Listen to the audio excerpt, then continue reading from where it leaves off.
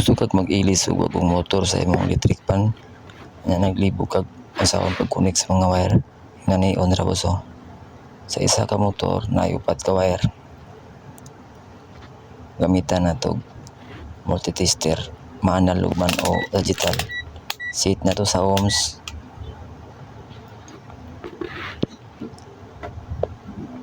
Nya itong klaro.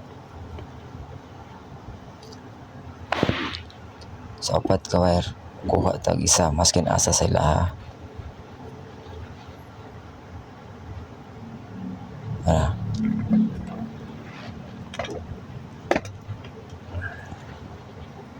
Sulaw kayo.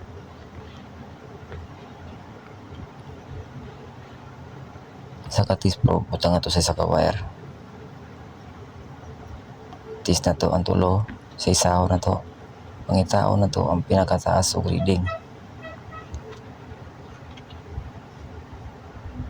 Ang blue wire, 0.21 ohms.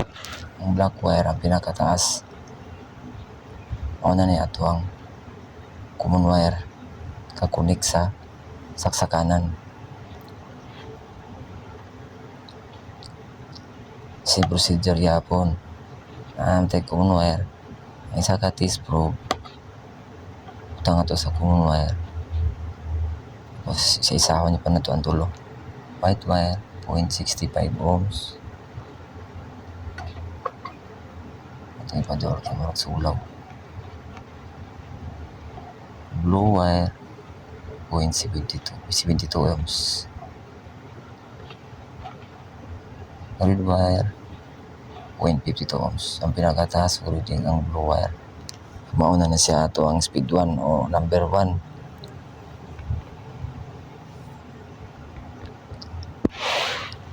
Butangan na to kuan guys. Kini masking tip para mas klaro.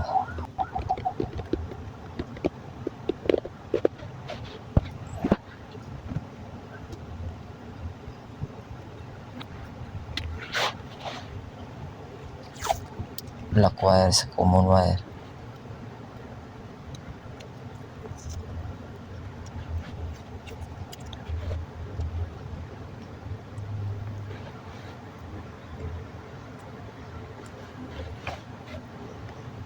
Butang na ito tanan. Black wire sa common. Diyan yung pantang sabon na to ha.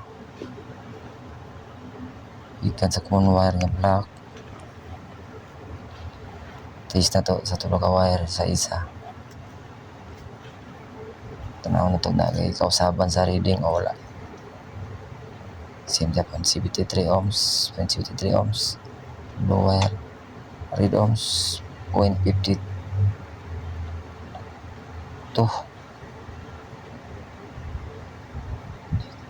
White wire, 0.65. Yapon. Ang blue wire, ang pinakataas ko reading. Ano na siya ito ang speed 1.